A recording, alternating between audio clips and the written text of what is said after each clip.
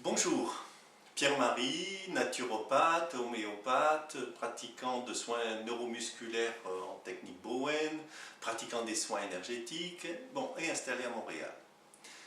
Je traite aujourd'hui d'une question de civilisation immense, c'est la question de l'infertilité.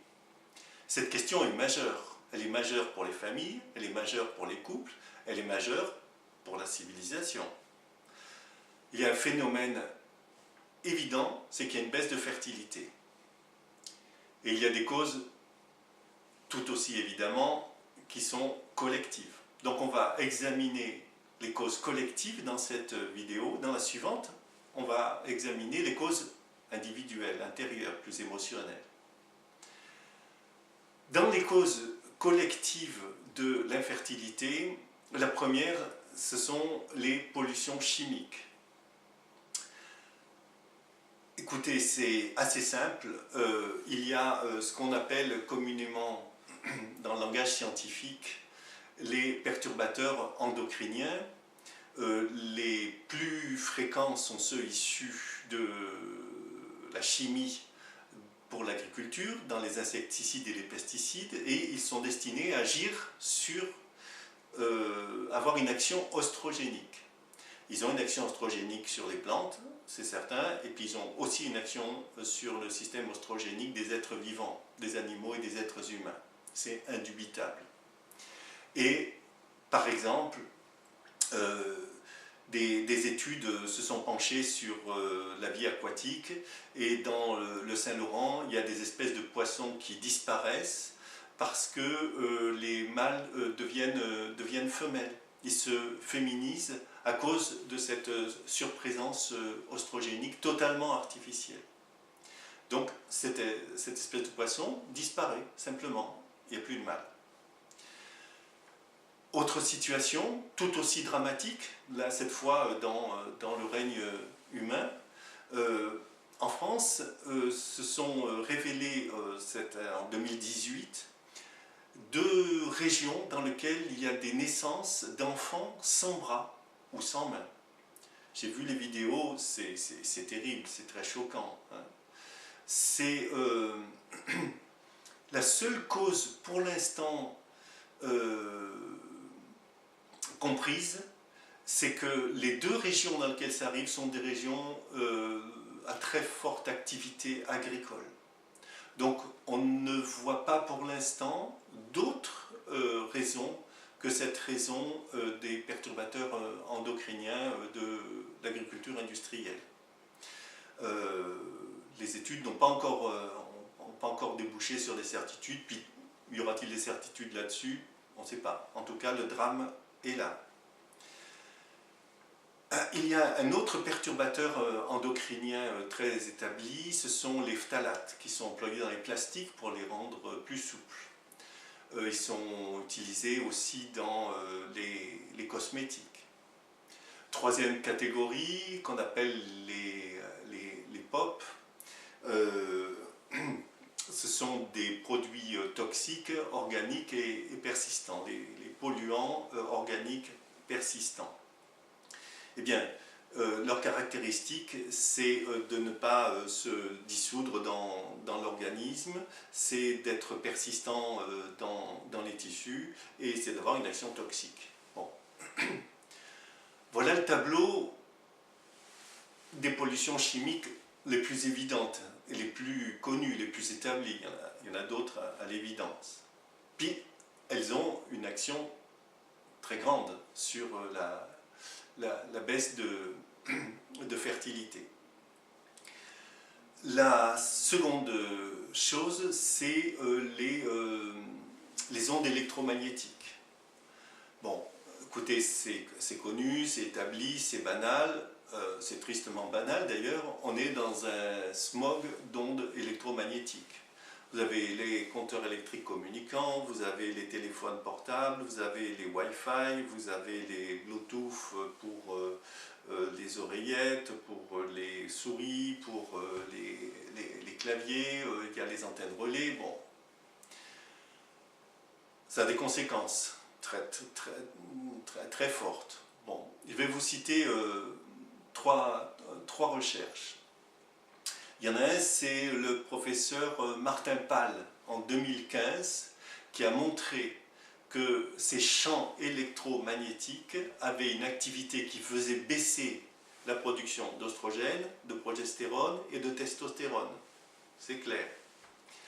Le professeur Madeleine Bastide, qui était à Montpellier, et qui a fait une expérience très, très simple, qui a déjà eu lieu il y a 40 ans, qui a donné les mêmes résultats, puis c'est encore tristement banal. On prend des œufs de poules fécondées, et puis ils sont à température pour la couvaison, et il y a un téléphone portable qui émet 24 heures sur 24 dans une grande proximité, à 15-20 cm de ces œufs.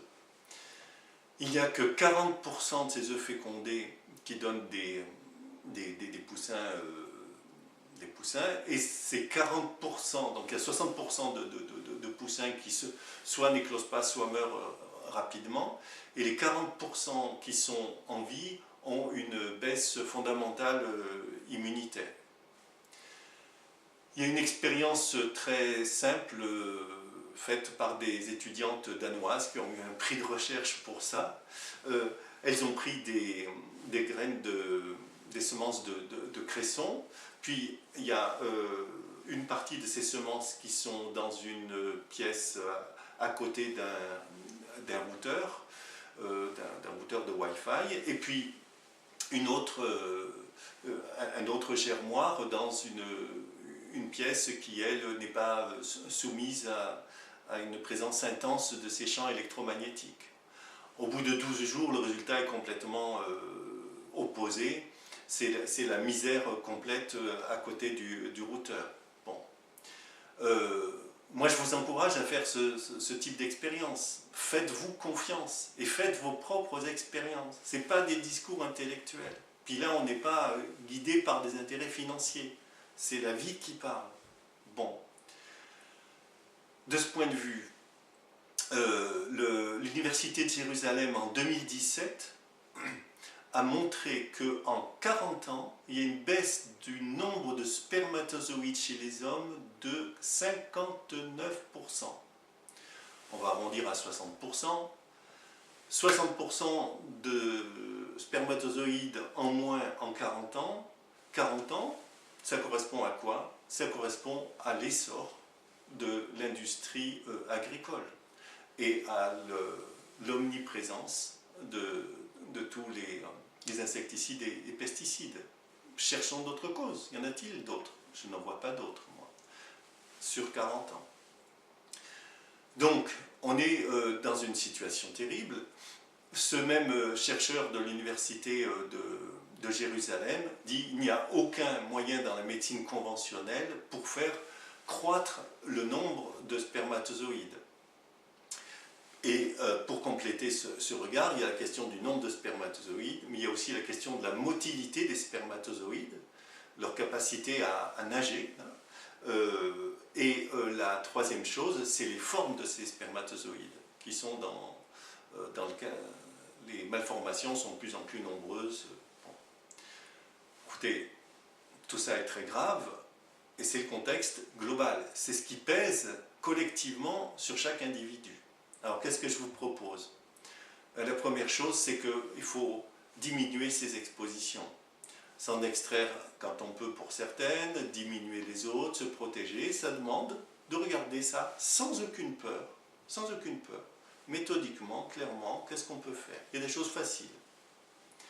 La seconde chose, c'est qu'il faut rétablir les forces de vie en soi. Et ça veut dire retrouver une relation à la vie saine. Ça veut dire être plus présent dans la nature. Ça veut dire marcher régulièrement. Ça veut dire aussi, par exemple, d'écouter des musiques qui sont en relation avec les rythmes de la Terre. Je pense à des musiques traditionnelles amérindiennes. C'est un exemple. Il est tout à fait important de restituer les forces de vie en soi. Voilà le panorama sur les causes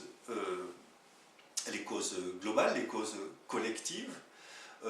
Dans la prochaine vidéo, je vais vous parler des causes individuelles, qui sont les stress émotionnels de nature diverses. Et j'ai mis au point un programme de soins sur 3 mois pour aider à restituer ses forces de vie par des méthodes uniquement naturelles et sans aucun supplément alimentaire. Bon, il faut y aller. Je vous encourage à prendre le taureau par les cornes et à rétablir notre liaison profonde et dans toutes ses dimensions avec la nature. À bientôt.